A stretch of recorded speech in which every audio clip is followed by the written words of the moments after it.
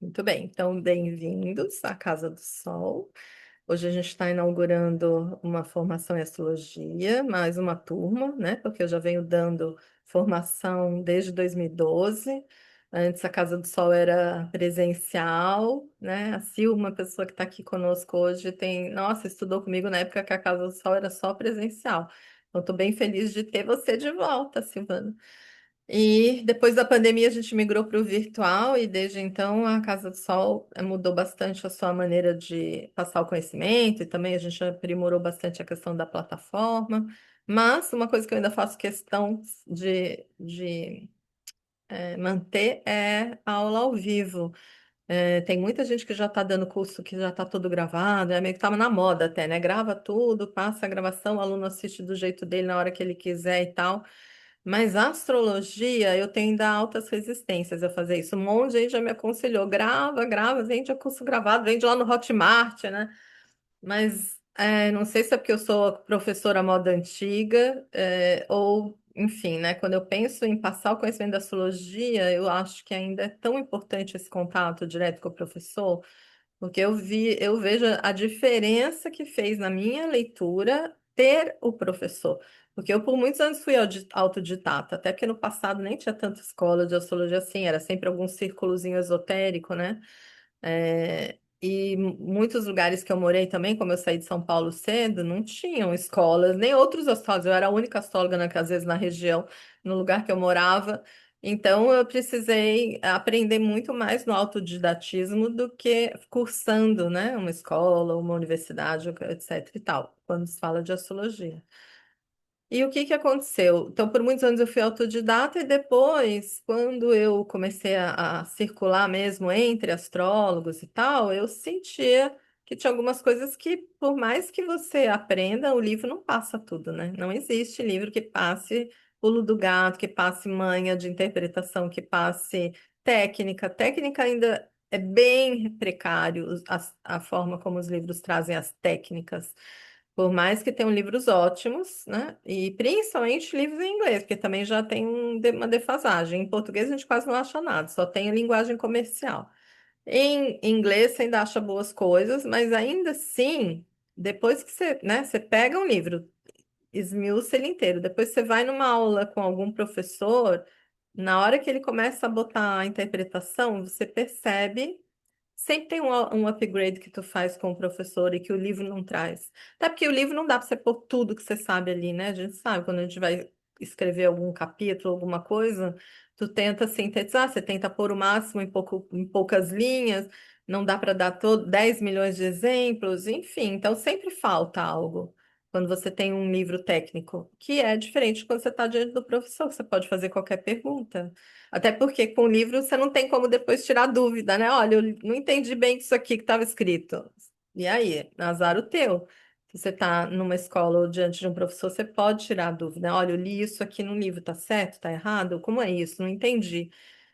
E tudo isso eu acho que faz a diferença quando você busca esse tipo de conhecimento, porque é uma linguagem simbólica, mas muito refinada, extremamente complexa. Então, não à toa que os cursos de astrologia eles não são rápidos, né? Pelo menos um bom curso de astrologia não pode ser rápido. É impossível se aprender toda a linguagem simbólica de um mapa em 6 meses, por exemplo. Mesmo que você queira ter aula todo dia. É muito conteúdo, igual qualquer outra formação, né? É que, infelizmente, a astrologia foi expulsa das universidades e as pessoas, o leigo, ele não tem noção que é um curso como qualquer outro, ou seja, no mínimo 4 anos, 4, 5 anos, para você delinear as bases, assim como qualquer outro curso universitário. Quem se forma em direito, com 5 anos estudando direito, não sai um bom advogado, não é assim? Assim como qualquer outra área, você sai com uma base boa, mas você vai ter que daí praticar e botar na prática o dia a dia para daí pegar o traquejo. Astrologia é a mesma coisa. Você vai levar uns 4 anos pegando todo o conhecimento para ter uma boa base e depois é botando na prática. Quanto mais mapas interpretando, mais vai ficando fácil compreender como que essa linguagem opera, né? Como é que eu posso traduzir essa linguagem de uma maneira mais sintética e eficaz para um cliente. E isso é estrada, né? Não tem livro nenhum que ensine. É prática e prática, e de preferência tendo ou um grupo de apoio ou tendo um professor para você tirando dúvidas, porque senão corre o risco até da pessoa interpretar errado. Que eu já vi muito colega, inclusive pessoas, né, que aparentemente se colocam como profissionais, cometendo às vezes erro grosseiro, erro grave de interpretação.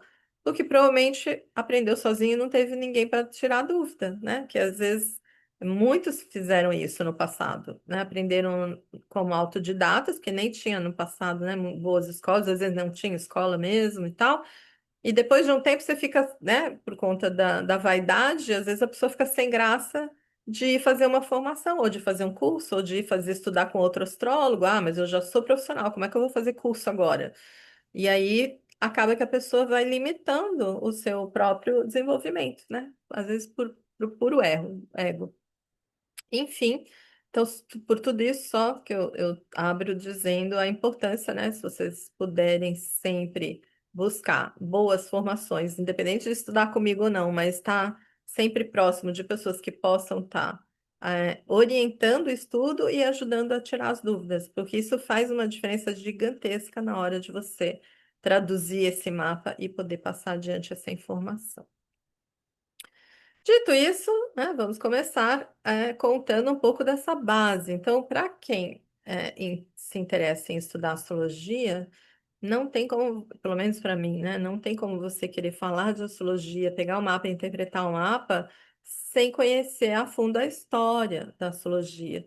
E quando a gente conta a história da astrologia, isso é uma parte que eu adoro, que eu amo história, é principalmente para que vocês consigam fundamentar bem esse conhecimento, porque a gente sabe o quanto nós fomos excluídos, né, dos outros cursos acadêmicos. Desde 1666, a astrologia foi banida das universidades.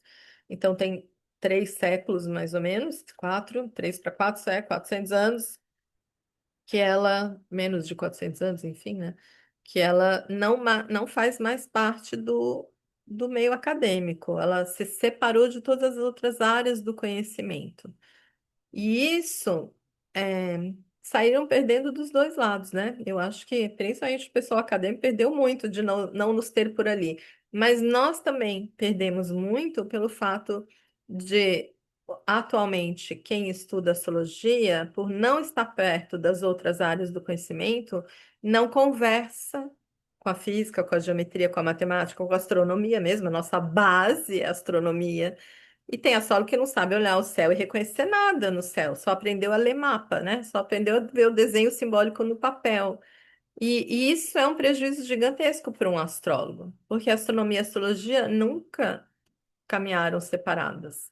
Elas foram separadas dentro do meio científico, do período iluminista, por conta do advento, né, da razão, que excluiu tudo que era fenômeno ou simbólico dentro da universidade, que não interessava para aquele período político que o simbolismo ou que o fenômeno estivesse ali dentro. Então, predominou a razão, né, essa razão material que, enfim, para mim fez emburrecer o mundo acadêmico, mas de toda forma tirou a astrologia do contato com tudo isso que ela sempre viveu com.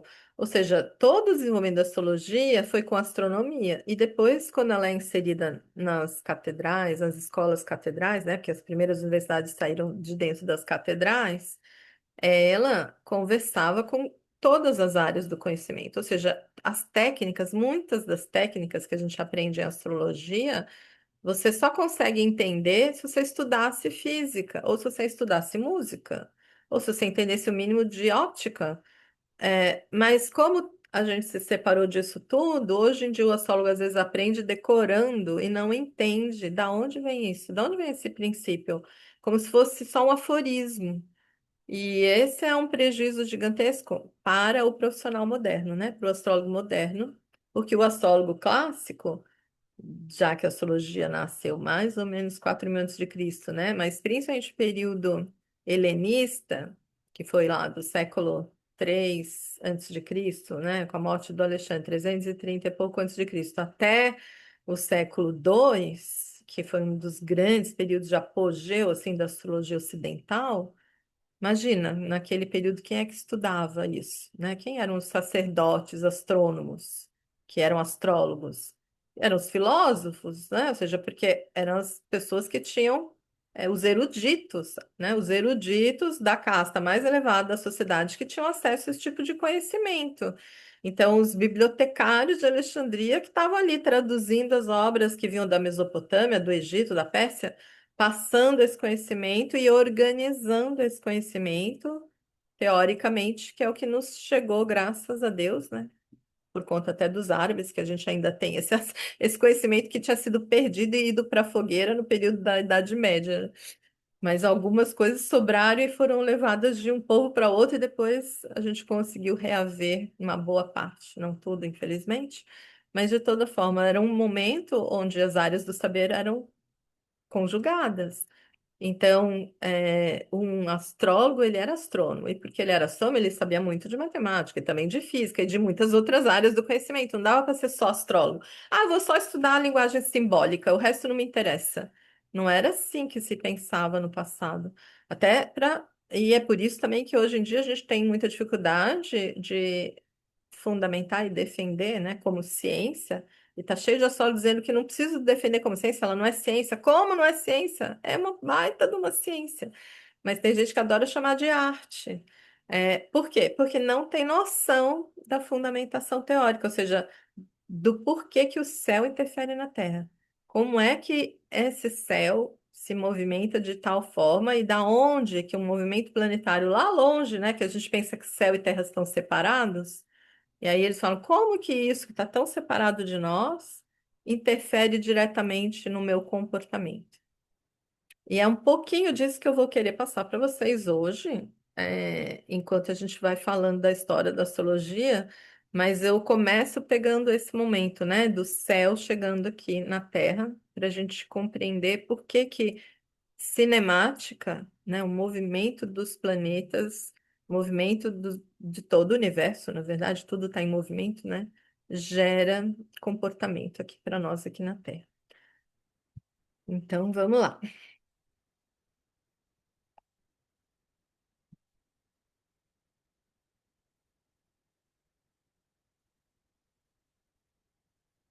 Bom, já dizia o Peter Marshall que a astrologia expande a ciência, a arte e conecta astronomia, matemática, medicina, filosofia, religião, psicologia, mitologia e simbolismo. Ou seja, não é pouca coisa, né? Estudar astrologia, primeiro você tem que ser fisgado. Então, eu imagino que quem está aqui hoje é porque foi fisgado na alma, porque não é para qualquer cabeça. São muitas áreas do conhecimento que são integradas e áreas que são aparentemente distintas, porque se você for perceber, a astrologia ela integra humanas com exatas. Eu preciso dos dois hemisférios cerebrais muito bons, bem desenvolvidos, que algumas pessoas elas vão ter mais facilidade com o universo do lado esquerdo, digamos, do cérebro, né? Que talvez seja mais discriminativo, racional, né? E ordenado. Outras pessoas têm um lado direito mais ampliado ou mais favorecido, elas se lidam bem com a linguagem simbólica, né, com o inconsciente ou com a arte, a música, a matemática e música fazem parte desse hemisfério, né, que nos vai dar o simbolismo. E a astrologia, ela integra as duas coisas. Não à toa que, durante o Renascimento, ela se torna uma das sete belas artes do mundo acadêmico, e ela era a arte central. Das sete belas artes, ela era a figura central. Está desenhada em todos os afrescos, se você for na Itália, se você for nos países que o Renascimento, né, figurou, mas principalmente a Itália, que é ali que surge o Renascimento. Quase todos enfim, né, assim, muitos prédios, bibliotecas, enfim, lugares que foram importantes, né, para esse período histórico, eles vão ter o desenho das sete belas artes desse momento, desse período, e aí todos sempre desenham a astrologia no centro. Você tinha as quatro vias do conhecimento, era chamada quadrível, né, vai ser astronomia com astrologia, música, matemática e geometria. Eram o que a gente chama depois de exatas no ensino médio, né?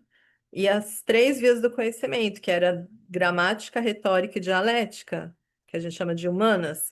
Então, a astrologia, ela integra humanas com exatas, porque não tem como você pegar um mapa, primeiro você precisa da matemática, né? Primeiro da astronomia, que veio antes da matemática. A matemática se desenvolveu a partir da astronomia, gente, porque o homem precisava fazer cálculos muito precisos desse céu, porque ele usava o céu para se locomover no tempo e no espaço, né? Então, esse homem arcaico, hein? Não estou falando do homem moderno, não, homem arcaico. Ele olhava o céu e usava as estrelas para se locomover. Ele usou por muitos séculos para sobreviver. Não estava pensando em interpretar nada. Ele usava isso para sua sobrevivência. Mas ele percebeu, né, que conhecer os ciclos e os ritmos celestes davam a ele sobrevivência na Terra. Então ele começa a se aprimorar nessa leitura, né, de entender bem esses ciclos. É só a gente pensar no período agricultural. Eu preciso entender quando é que vai chegar de novo uma primavera, que é o momento de semear, né? O verão para colher o fruto.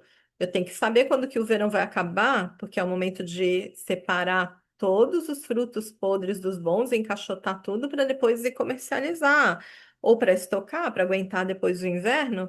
Enfim, de acordo com o ciclo das estações, esse homem, né, se organizava enquanto tribo, depois enquanto sociedade, para sobreviver. E o céu era fundamental, por isso vão surgir aqueles círculos de pedra, que a gente chama, né, relógios arquiastronômicos, porque ele precisava se marcar quando é que vai ser que a gente chama de equinócio da primavera, né? Quando é que o dia e a noite tem a mesma duração? E eu sei que agora começou um novo ciclo de vida na Terra.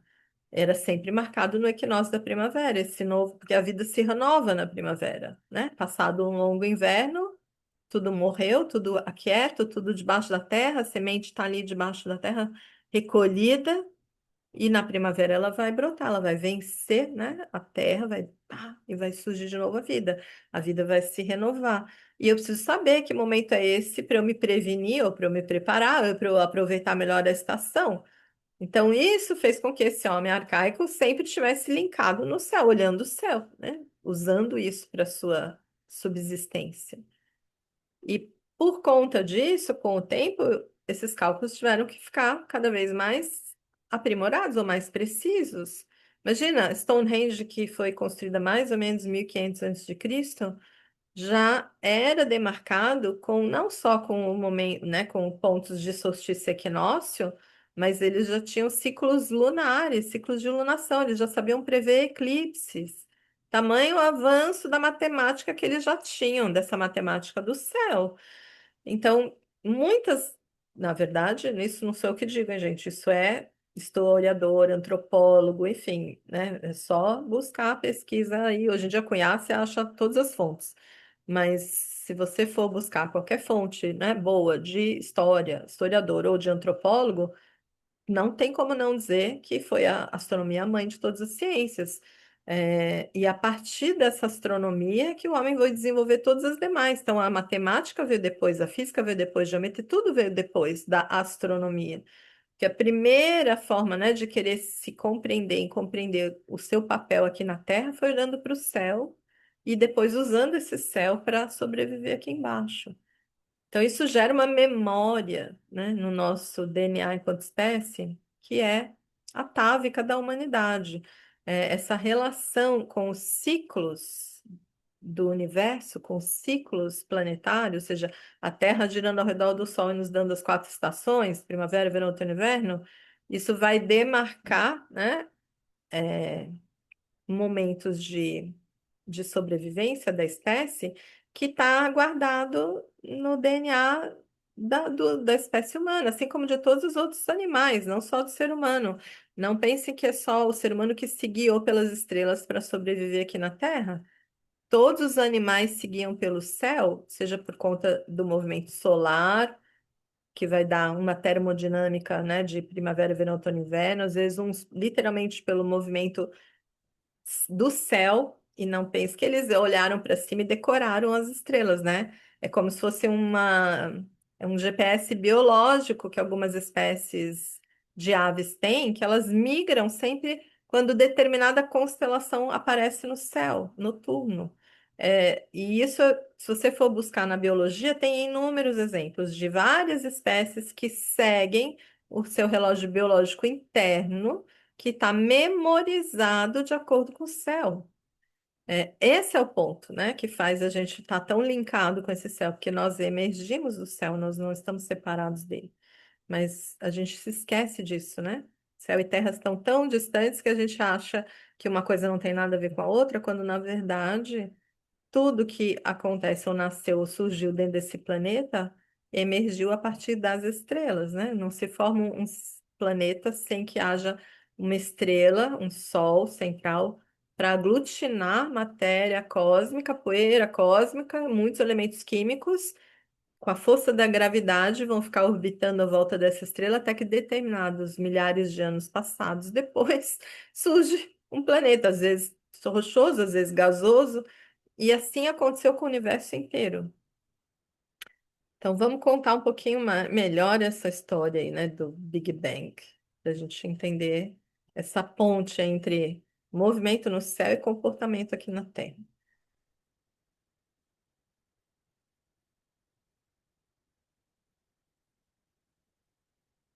Então, tem muitas formas de contar sobre o início, né? Eu gosto muito mais da mitologia, mas se a gente for pensar, né, pela ciência material, hoje já até esse nome acho que já está ultrapassado, mas todo mundo conhece esse marco zero como Big Bang, né? Então, é como se no princípio tudo era um vazio ou tudo era nada. Para os povos antigos na mitologia, eles vão falar que era o caos, né? No princípio era o caos. Mas o que que é caos? Que a gente pensa que caos é, né, é só uma coisa meio estabanada, assim. Na verdade, a origem etimológica de caos, em grego, é vazio. No início era o nada, ou era o vazio, um total vazio. Então, como se fosse plena escuridão, né? Ou seja, é difícil para nossa mente, né, de 3D conseguir alcançar o que que seria esse antes do Big Bang, o que que seria esse nada, né? O nada. Mas enfim, era algo como um vazio completo, um nada, que enfim, que ninguém sabe descrever, ninguém não alcançou até hoje a encontrar o que que aconteceu antes dessa explosão inicial, mas em determinado momento, né, da existência do universo surge algo que a gente poderia pôr como um ponto, né, ou uma luz, enfim, surge luz, Fiat Lux, né, na Bíblia eles vão dizer Fiat Lux, fez-se luz. E dessa luz, a explosão. Então, o que a ciência vai chamar como um Big Bang, ou seja, esse ponto inicial, eles só sabem contar do Big Bang para frente, né? Do Big Bang para trás, até ainda a ciência ainda não alcançou para explicar. Então, ainda é o grande mistério, que talvez permaneça sempre, né? Que bom que ainda tem um grande mistério, ainda tem algo que a gente ainda não descobriu. Mas, de toda forma, a partir do Big Bang, ou seja, a partir dessa explosão inicial ou dessa força, né, inicial, dessa luz que vai se expandir, ali todo mundo conta da mesma maneira. Então, se você pegar a mitologia hindu, se você pegar a mitologia egípcia, grega, muda um pouquinho os nomes, mas a forma, né, ou seja, o sentido maior que está por detrás do mito é sempre o mesmo. Eles vão dizer, por exemplo, né, do ponto de vista grego, que, que no princípio, né, só existia escuridão. Então, eles chamam a escuridão de Nix, a noite, e Érebo, que é a noite profunda, ou escuro profundo. E da noite, ou de Nix e Érebo, surge o dia, ou seja, do escuro vem a luz, né? Então, igual aqui, mesma coisa. Da luz do dia, né? Dessa luz faz dia, surge um princípio.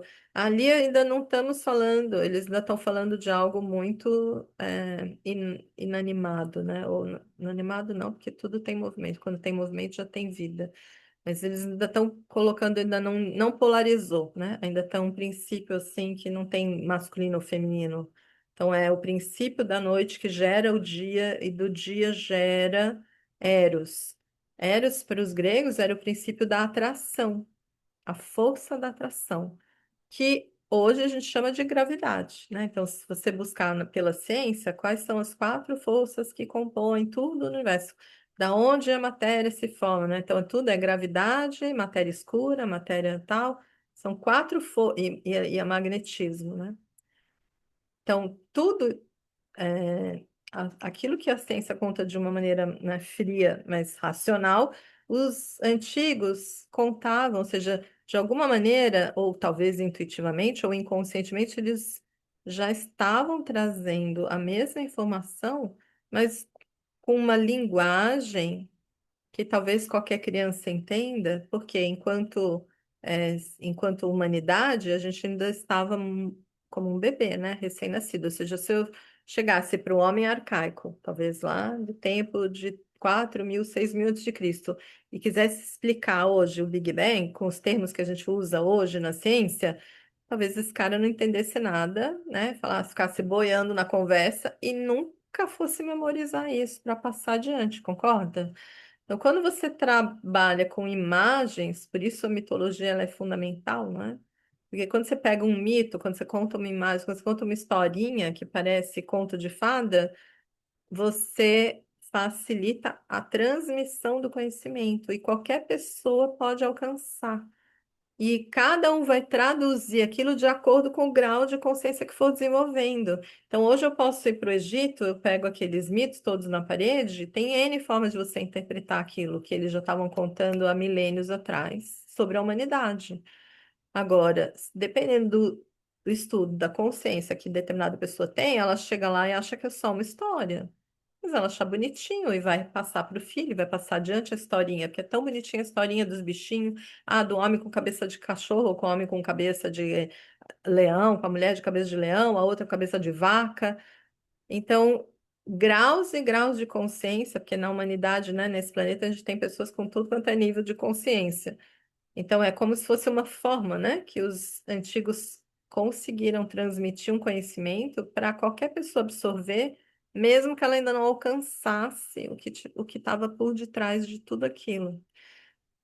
Mas por que que eu estou falando isso, né? Só para vocês verem como, primeiro, mitologia é fundamental para a gente entender a astrologia, e segundo, como é importante a gente preservar os mitos, porque eles estão contando de toda a história da humanidade, sempre, né? De um ponto de vista poético, mas, no entanto, uma linguagem que é muito mais fácil da gente assimilar e que traduz literalmente aquilo que qualquer ciência mais moderna e material possível estaria explicando da mesma maneira, né? Só com outra linguagem. E assim começa tudo no universo, ou seja, quando surge o princípio da atração, né, Eros, seja a gravidade faz com que, né, as coisas comecem a se aglutinar. Quando há a expansão, né, então nesse momento de Fiat Lux, que tudo se expande, a energia, né, como uma explosão, eles dizem, não sei se foi uma explosão ou não, mas enfim, algo que era singular, né, se expande. E quanto maior essa expansão da luz, luz é calor, né? Luz gera calor. Essa expansão de algo que era muito quente no início, quanto mais se expande, mais vai perdendo calor e vai esfriando. Conforme for esfriando, ele vai estar sujeito a essa força de atração, que a gente chama de gravidade, e aí começa a atrair tudo de novo. Então, desse eterno yin e yang, né, de atração e expansão, é que vão se formar todos os elementos da nossa tabela periódica.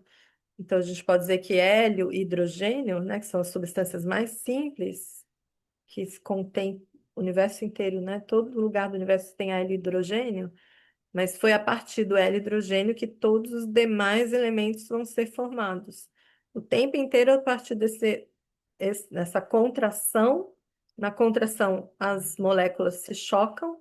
Quanto mais, né, pensa, vão se comprimindo, comprimindo, comprimindo. Isso vai gerando uma pressão, né? Uma pressão, uma pressão, pressão, pressão. Elas começam a se atritar, atritar, atritar. Atrito gera calor. Isso vai aumentando pressão e calor, até que vem uma explosão, que em ciência eles vão chamar de fusão nuclear. Então, partículas se fusionam, daí vem uma outra explosão. Aí elas se expandem e vão ser lançadas para o universo. Aí algo começa a puxar de volta, atração, e aí elas chegam, aí se aproximam, e aí vão se atritando, atritando, comprimindo, comprimindo, comprimindo até explodir. E vão ficar milhares de anos fazendo isso e gerando cada vez mais elementos, né? Então, se a gente pegar um histórico aqui a partir do Big Bang, que foi mais ou menos há 13,6 bilhões de anos atrás, essa explosão originou espaço e tempo, então antes do Big Bang não se conhecia tempo e espaço, por isso é um grande vazio que ninguém sabe explicar o que que é que tinha antes disso, mas aparentemente, ou pelo menos do que a gente tem noção, foi a partir dessa explosão que tudo começou em termos da vida como nós conhecemos, né, atualmente. Então, essa explosão gerou tempo e espaço, e esse eterno, né, essa expansão e contração, vai aglutinar, né, as partículas, e esse aglutinamento, ou seja, essa energia inicial vai resfriando, resfriando, resfriando, e vai fazendo com que essa matéria se agrupe, né? Aí surgem os halos de matéria escura, a primeira geração, que vão dragar a energia do que está em volta até que se forma uma estrela. É o tempo inteiro dessa contração, expansão, gerando fusão nuclear, que vai gerar mais energia, e esse calor, ou esse excesso, né, essa energia toda que é formada a partir dessa contração, é que vai possibilitar que novas formas ou novos elementos se formem, né? Então, eles vão se chocando e vão formando outros elementos.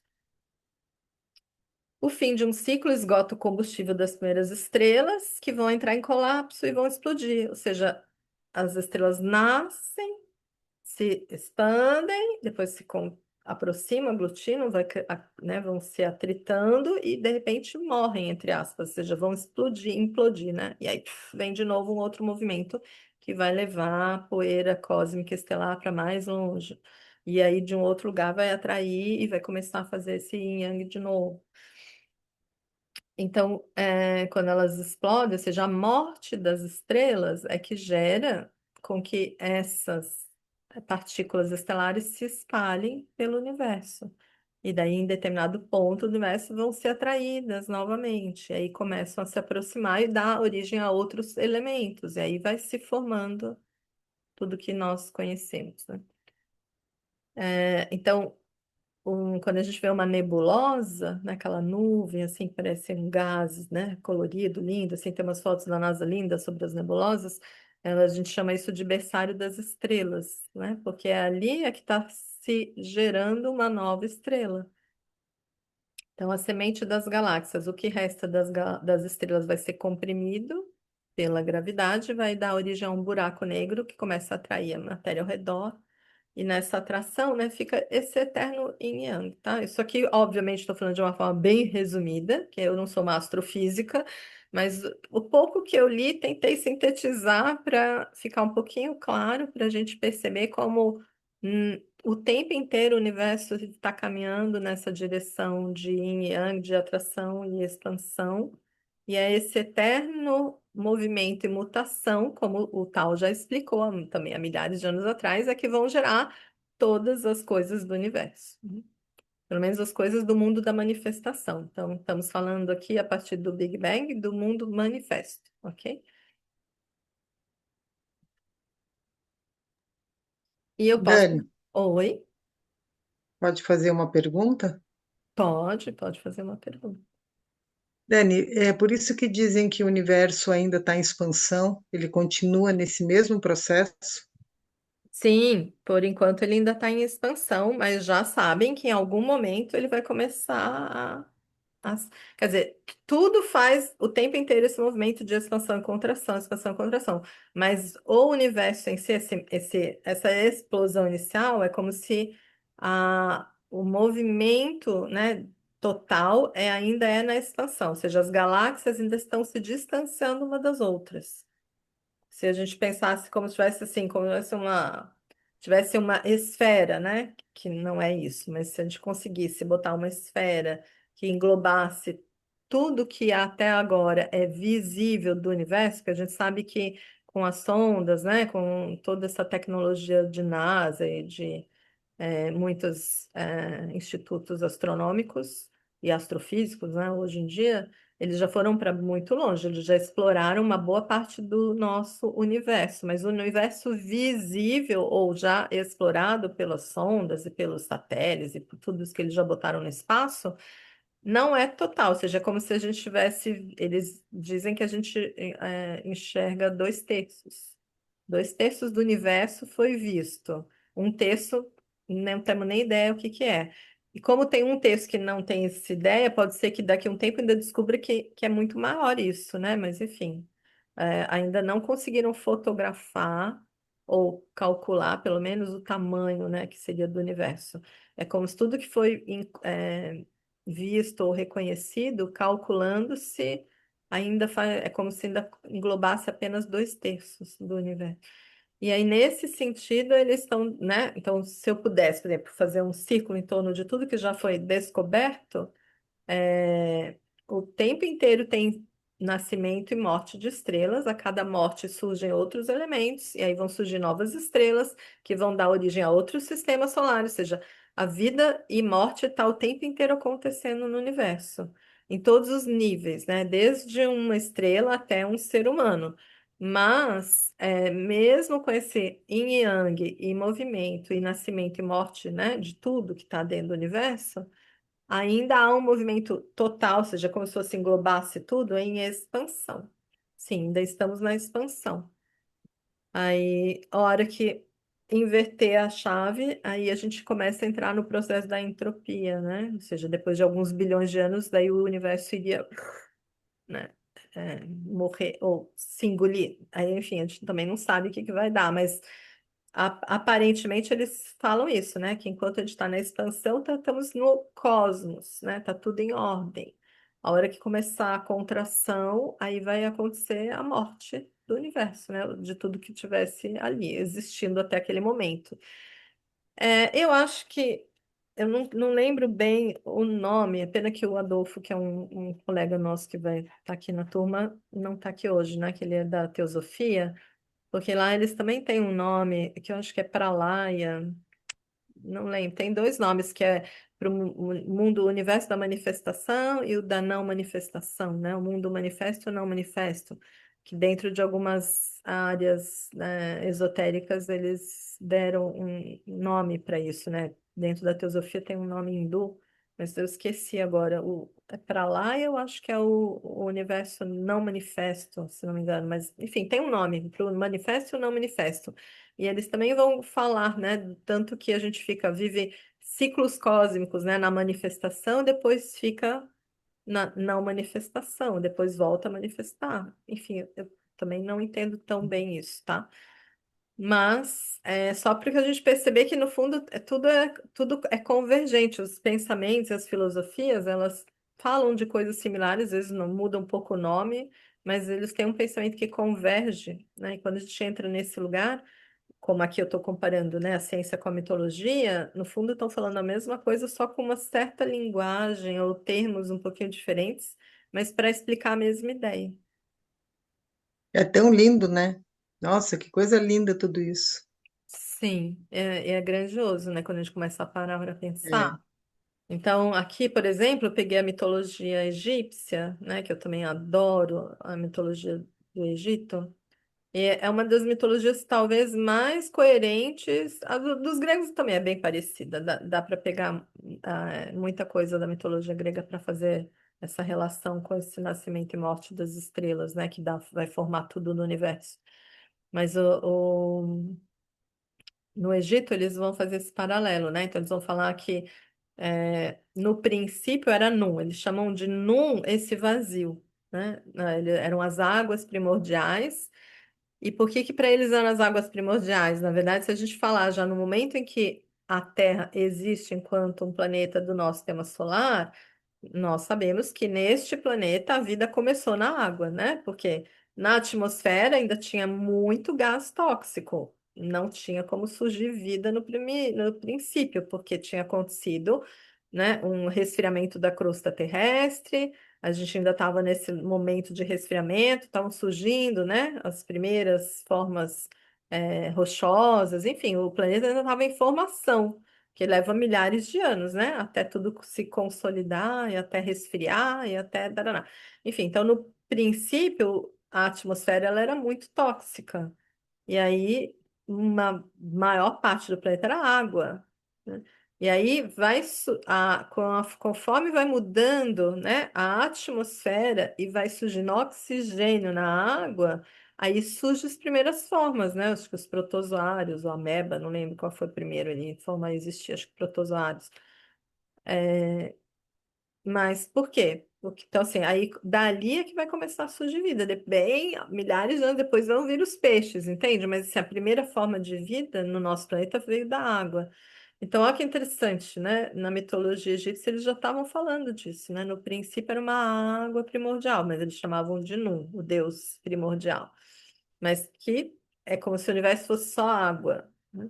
Aí, da água, olha que interessante, da água emerge uma pirâmide, né? Eu falei, é interessante, o Egito já conta a sua história da origem como se a pirâmide fosse a origem do ser humano, né? Eu não vou nem entrar no ponto de extraterrestre aqui, porque senão a gente vai longe na conversa, né?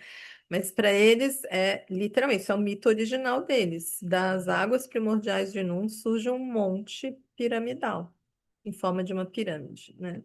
Que eles chamam de Bem-Bem. Agora, se a gente for fazer um paralelo, né, com ciência, literalmente, o que que esse monte está nos contando? O que ele está falando agora surgiu terra, né? Surgiu matéria. Quando a gente ouve a mitologia grega, eles vão dizer que vai surgir Gaia. Quem é Gaia? Né? Que a gente chama a deusa mãe, a deusa terra. Gaia é a deusa máter da palavra deusa mater, mater, daí vem a palavra matéria. Então, assim, quem é a deusa terra? Quem é a deusa mãe, né? Que vai dar origem a todos os filhos dentro da mitologia grega? A matéria. Você vê que é só nomenclaturas, né? Mas é tão mais bonito falar Gaia, né? A Gaia se deitava com Uranus, que é os pais céu. Então, o céu e a terra se deitavam, se uniam e surgiram os primeiros seres, né? A habitar Gaia. Da relação de céu e terra surgem todas as raças. É, isso é uma maneira linda. Eu acho muito mais bonito falar assim, né? Para falar surgiu um ser humano, surgiu um animal, surgiu qualquer coisa na Terra a partir de uma relação de Gaia e Urano. Urano se deitava sobre Gaia e fertilizava Gaia todas as noites. Eu acho lindo falar assim. A gente nunca mais vai esquecer essa história. Mas no fundo é uma maneira rudimentar de você falar, olha, céu e terra não estão separados. É da relação de céu que vai surgir a terra, né? É o céu que fertilizou Gaia. É do Urano que nasce Gaia, né? Urano gerou Gaia. A terra, ela emerge do céu. E depois da relação de céu e terra vai nascer tudo. Ou seja, desse yin e yang, né? Dessa contração e expansão. E tudo se originou dessa fonte primordial que a gente chama de céu, mas na verdade é alguma coisa, né, que deu um movimento aí de expansão e dessa expansão e contração vai surgir toda a matéria desse universo. É, enfim, são só formas, né? É só para a gente ver como eles eram sábios, né? E qual capacidade de ter, mesmo que fosse de forma de download, né? Que a gente não sabe como que se foi por uma intuição, se receberam uma mensagem ali de um espírito no ouvido, quem é que contou isso para os egípcios, mas de alguma forma, mesmo que intuitiva, eles já estavam contando sobre a natureza da formação de todas as estruturas do universo, né? E daí, como que, né, vão se perpetuar? Porque a gente vê, tem o Big Bang, daí vão formar as primeiras estrelas, digamos assim, e é a partir de uma estrela que vão se formar outras, né? É sempre no nascimento e morte de estrelas vão se formando outras e outras e outras estruturas. Então, quando a gente fala de um sistema solar, uma galáxia, né, vai ter sempre uma estrela, um sol central. Porque é o Sol central, que é uma estrela, e tem força gravitacional suficiente para atrair matéria cósmica, poeira cósmica, outros elementos.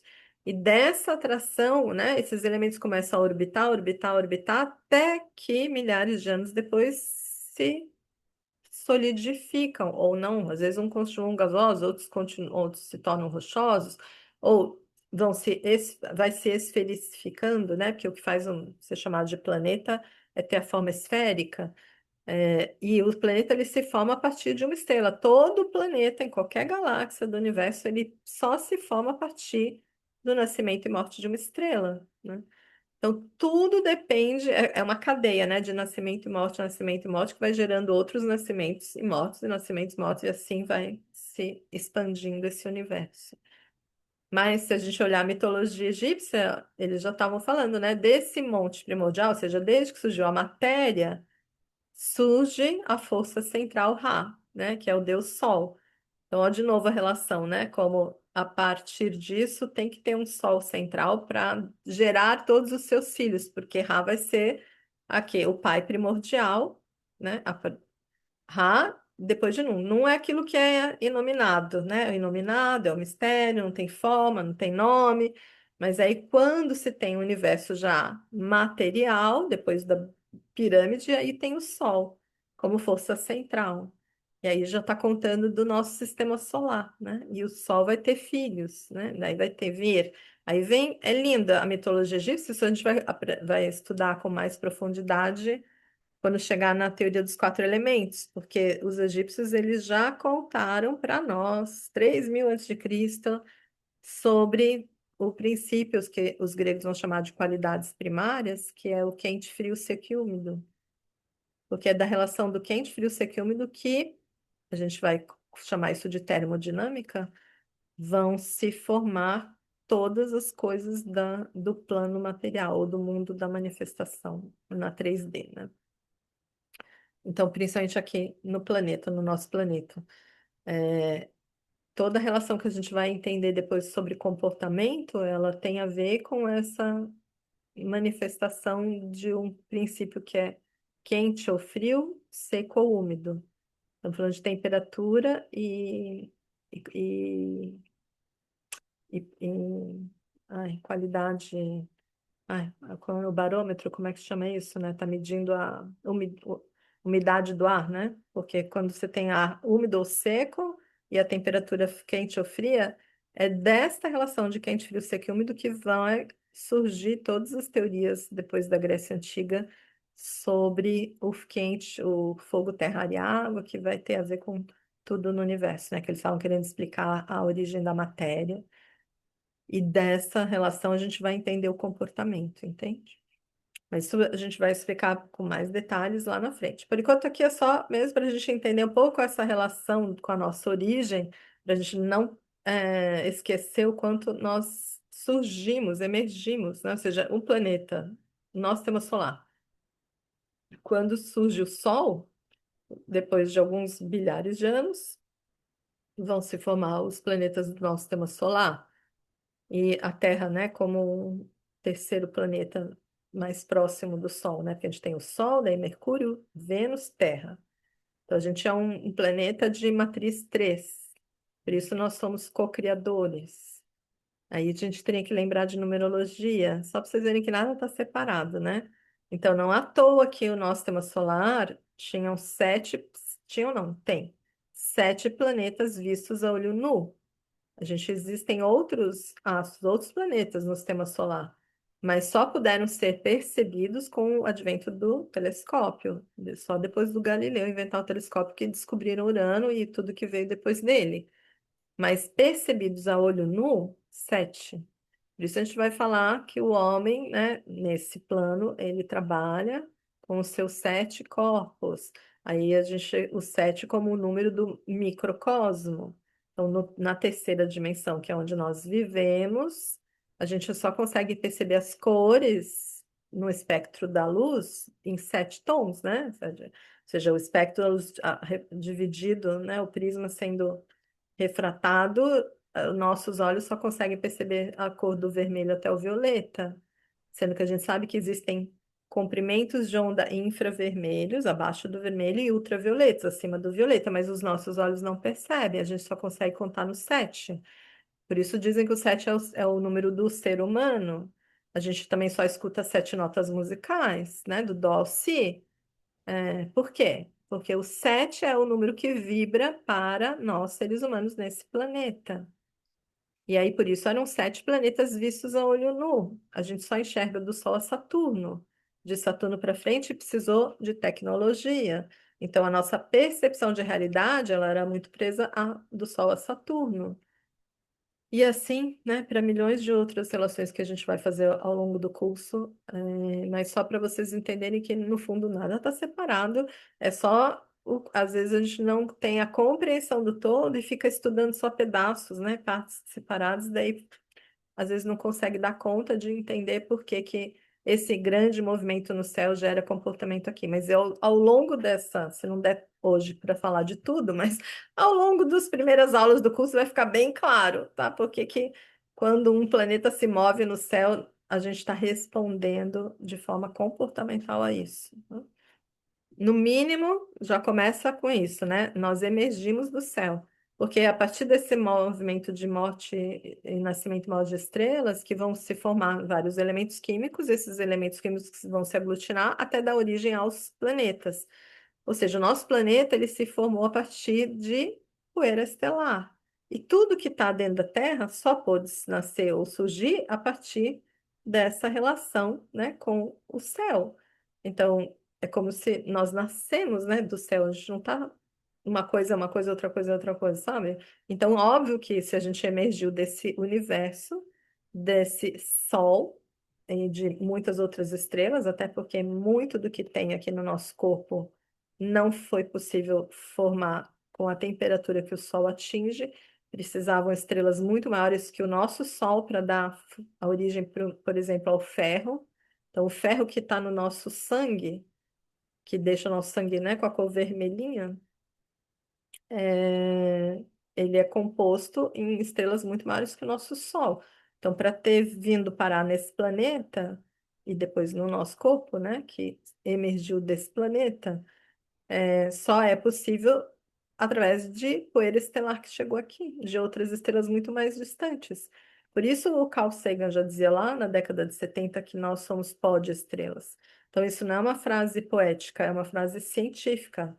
Não existe nada aqui na Terra que não seja feito de pó de estrelas. Que todos nós e tudo que habita esse planeta nasceu a partir do nascimento e morte de estrelas. Se a gente vai para os hindus, a gente tem uma outra visão muito linda também, né? Eles vão falar, a mitologia hindu também é maravilhosa. Eles vão dizer que o universo começou com uma grande respiração de Brahma, né? Então, Brahma a gente vai chamar de Urano na mitologia grega, né? O pai céu. Mas, enfim, é a manifestação, né? O poder de manifestar vai ser Brahma. E aí eles vão falar que é numa grande respiração. Inspiração e expiração. O que que é uma respiração? Não é uma expirar e inspirar? Não é exatamente esse movimento que o Tao vai nos falar, como yin e yang? Então, a mesma história contada de outra forma, né? O yin e o yang, e a dança do yin e yang que vai gerar todas as coisas do universo.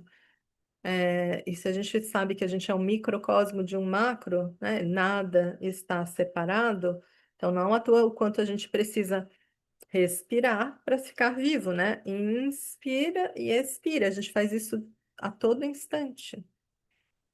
Inspira, expira, inspira, expira. E não sei se vocês têm essa informação, mas assim, eu, como estudei muitos anos crânio sacral, a gente sente a flutuação dos corpos fluídicos, literalmente, né? Você estuda pela palpação, perceber esse movimento de inspiração e expiração das células do nosso corpo, não só da respiração do pulmão.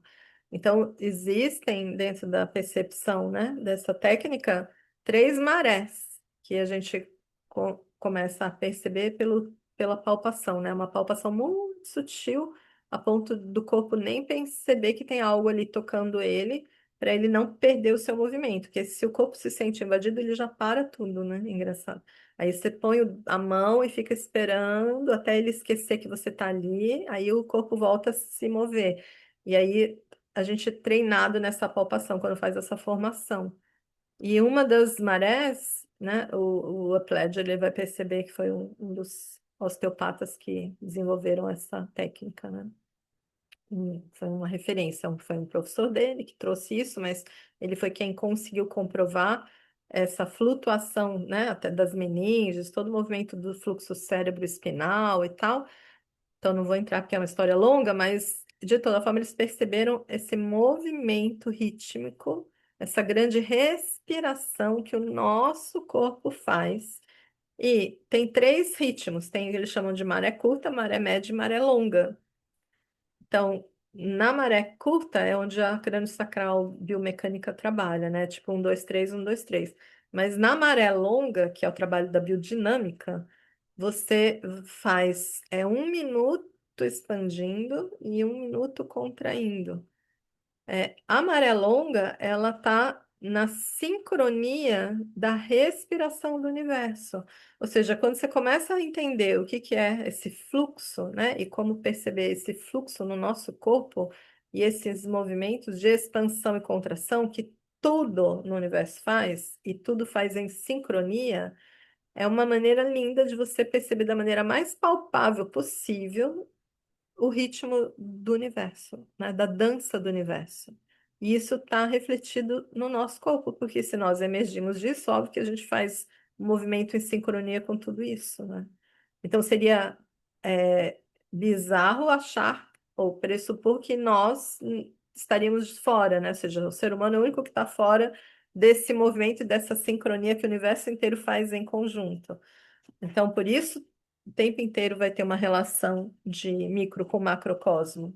E por isso, as leis herméticas, elas vão nos ajudar, né, a não esquecer. Porque é óbvio que hoje a gente já prova isso com outros nomes, porque a partir do momento que desenvolveu a física de partículas, a gente já começa a dar outro nome para tudo isso, né? Ou seja, tem nomes muito mais científicos agora, né? Detesto esse termo, mas as pessoas adoram. Ai, tem que ser científico. Mas é, todos os povos do passado, eles já tinham essa percepção, eles só talvez não sabiam explicar, ou não sabiam explicar de uma forma convincente.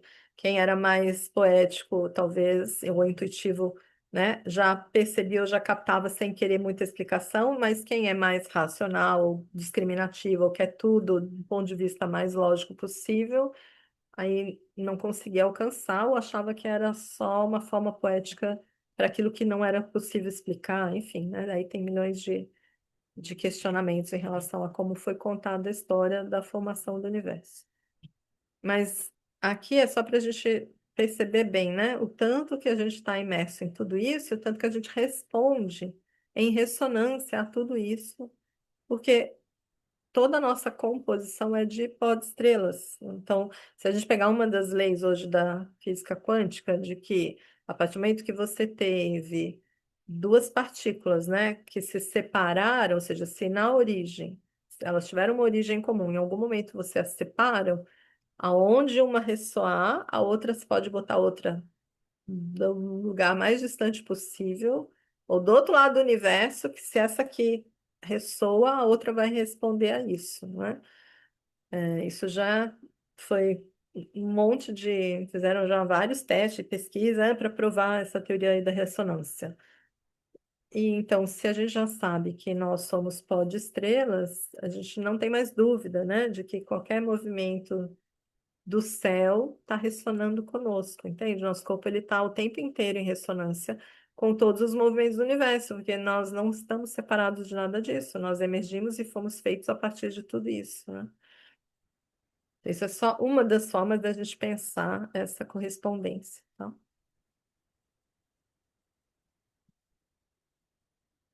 Então, a partir dessa grande respiração, vai se formar, né, uma estrela, essa estrela vai começar a atrair essa poeira, e aí essa poeira vai se aglutinando, é a força da gravidade, né? Puxa e começa a atrair, começa a orbitar, até que, passado alguns bilhares de anos, se forma um planeta rochoso. Tipo, essa aqui é uma imagem de uma formação de um planeta rochoso. Então, onde tem sempre, olha que lindo, né? As mandalas. Sempre tem um planeta, uma estrela, né? Que vai ser a força gravitacional principal e calor suficiente, né, para poder ter essas fusões nucleares e gerar os outros elementos. Então, a partir dessa estabilização da estrela, ela começa a atrair. material cósmico, poeira cósmica, matéria orgânica que está espalhado pelo universo, elas começam a ser atraídas e elas vão se aglutinando, aglutinando, aglutinando. E o mais lindo é que o movimento é sempre espiralar, né? É sempre espiralar, circular, espiralar, tudo no universo. E aí, até que, passado alguns milhares de anos, se condensa e forma-se um planeta. Tipo, aqui é uma formação de um planeta rochoso do tipo do nosso.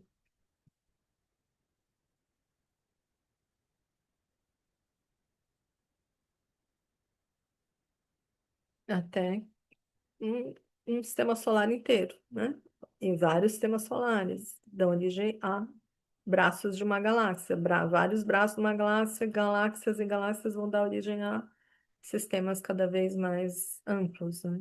Enfim, é infinito, a gente não sabe onde vai parar essa contagem, mas a gente tem aquilo que é visível para nós, a gente conhece isso aqui, né? Nosso endereço estelar, nosso sistema solar, que é uma poeira cósmica de milhões de outros sistemas e de bilhares de outras galáxias que tem dentro desse universo. Mas a gente vai ficar estudando isso aqui. Por que que a gente foca aqui no nosso sistema solar? Porque é aquilo que está próximo de nós e visível a nós. Por isso, a relação que a gente vai fazer sempre com os planetas tradicionais, depois com os transpessoais, mas é aquilo que está o tempo inteiro orbitando conosco, né, em torno desse Sol, ou à nossa volta, de um ponto de vista geocêntrico, e ao qual nós estamos completamente inseridos e interdependentes dessa relação. Então, aqui tem um videozinho que eu vou compartilhar bem rapidinho com vocês, porque aí ele vai ter uma linguagem muito melhor que a minha para explicar da forma mais química possível, porque de química eu também não entendo, o que eu acabei de falar para vocês, só que numa outra linguagem, né? Que é bem didático, mas eu acho bacana, porque isso facilita a gente compreender essa relação da poeira de estrelas. Deixa eu compartilhar aqui o áudio.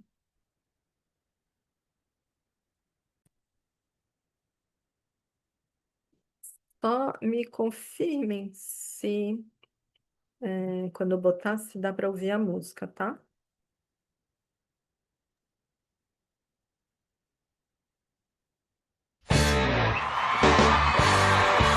Dá para ouvir?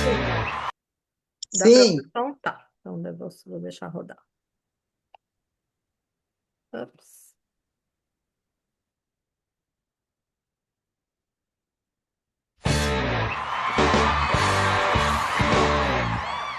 Aí, o aço das cordas da minha guitarra tem ferro.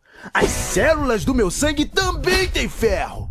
Mas de onde vem o ferro, irmão? Vamos começar pelo elemento químico mais simples. O hidrogênio. O núcleo deste átomo tem apenas um próton. Adicionando um nêutron, temos o deutério, um isótopo do hidrogênio. Outro isótopo é o trítio, que tem um nêutron a mais. Depois vem o hélio. Seu núcleo tem 2 prótons e 2 nêutrons. Retirando um nêutron, temos o hélio 3. A combinação desses núcleos forma outros elementos, mas isso só acontece dentro das estrelas. Como o Sol. A temperatura no centro do Sol é de 15 milhões de graus, fornecendo velocidades muito altas para os átomos. Nessas condições, os átomos se chocam e acontece a fusão nuclear. 2 núcleos de hidrogênio se fundem, criando o deutério e também um neutrino e um pósitron, que são subpartículas. O neutrino escapa do Sol e o pósitron é destruído ao colidir com um elétron, produzindo energia.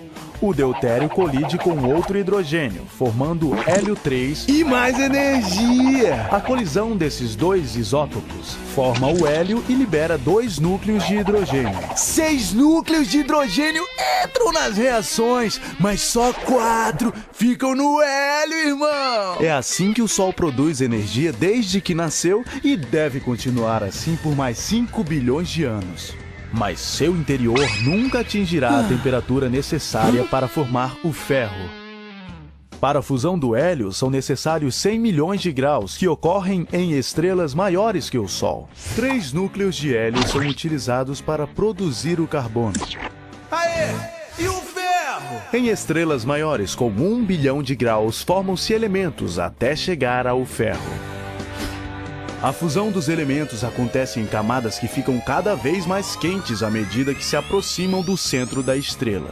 Então nas estrelas ainda maiores teremos ouro, platina, urânio! Não é assim. A formação dos elementos além do ferro acontece na supernova, a morte explosiva de uma estrela. Aí, então o Sol não vai produzir ferro e nem vai explodir. Exatamente. O Sol vai evoluir para uma gigante vermelha, passará pela fase de nebulosa planetária, chegando ao estágio de anã branca sem produzir energia. Então como é que o ferro chegou aqui? Na supernova, os elementos químicos produzidos são espalhados pelo espaço, enriquecendo as nuvens interestelares onde as estrelas são formadas. O Sol e os planetas nasceram em uma delas.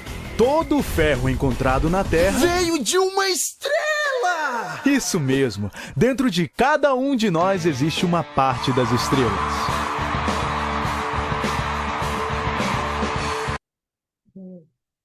Bonitinho, né? Ficou claro, né? Então ninguém mais tem dúvida que a gente é literalmente pó de estrelas.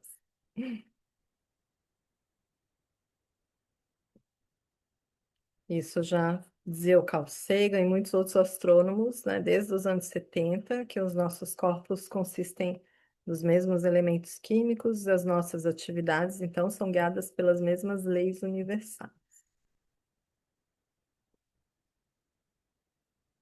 Desde um bebê, né? Então, ou seja, tudo no universo vai ter um ciclo de vida, desenvolvimento e morte. Seja uma estrela, seja um bebê, seja um pássaro, um animal, um mamífero, um réptil, né? Ou seja, tudo, até mesmo as estrelas, elas vivem esses ciclos de desenvolvimento, vida, desenvolvimento e morte, e até mesmo na forma, né? O que é mais impressionante ainda, quando você vê a imagem de um bebê no ventre em formação, ou seja, um embrião, né? Quando está se formando no útero da mãe, é literalmente a mesma forma de uma estrela em formação. E a partir, né, dessa formação desse planetinha aqui, que a gente chama de Terra, o que que a gente vai acontecer? Então, a gente começou lá no céu, né? Vimos a formação do universo e já percebemos que esse planeta, então, se forma a partir desse movimento de nascimento e morte das estrelas. E todos os elementos químicos que nós encontramos aqui na Terra vieram, né, desse nascimento e morte dessas estrelas, ok? E daí, o que que aconteceu aqui na Terra?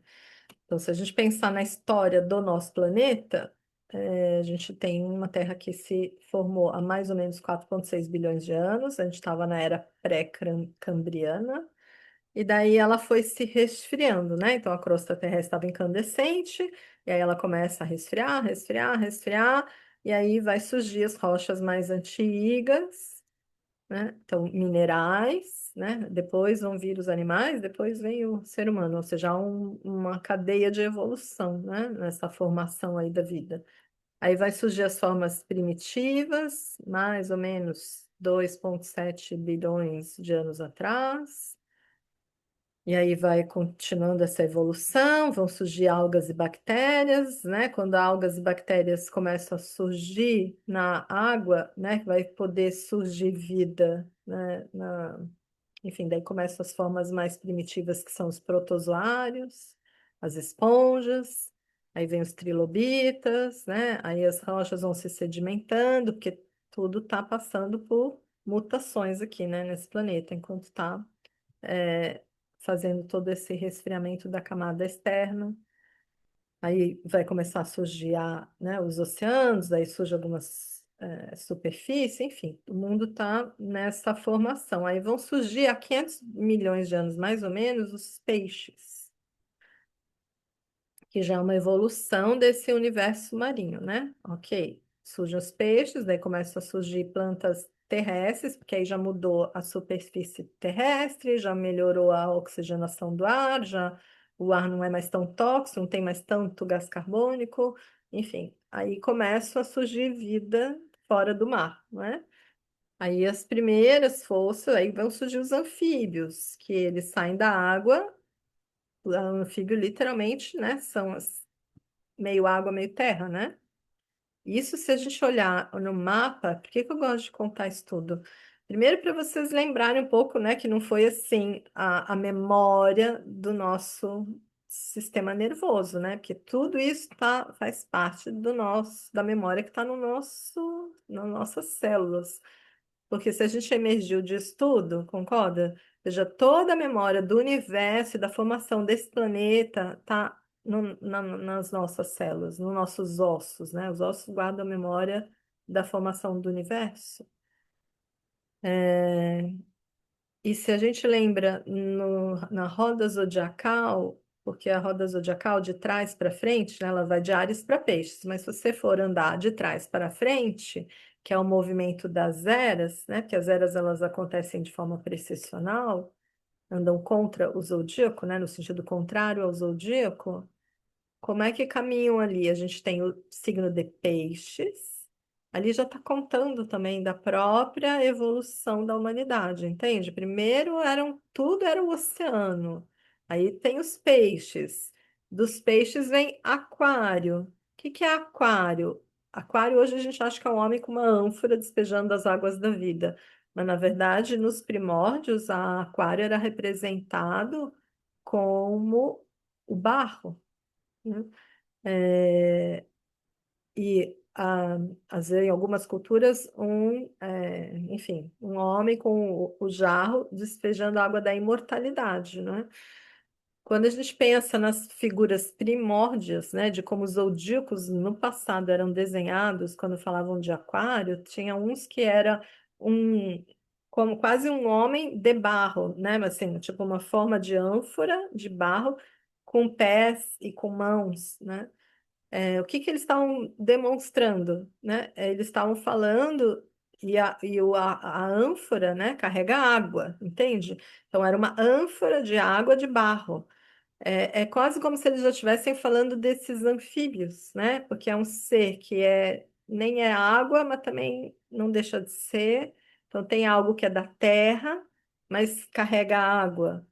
Estava falando dos anfíbios. Depois vem Capricórnio. Quem é Capricórnio? Capricórnio é uma cabra-peixe.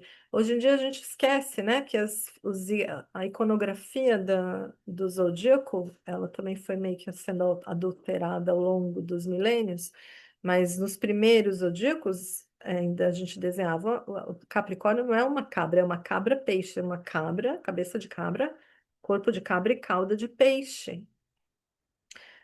Que, de novo, se a gente olhar, né, a evolução das espécies, o que que ele está falando, né?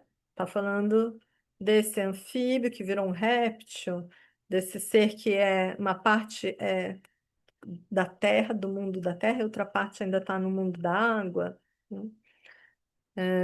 E daí vai surgir o Sagitário, né? Que é meio humano, meio cavalo.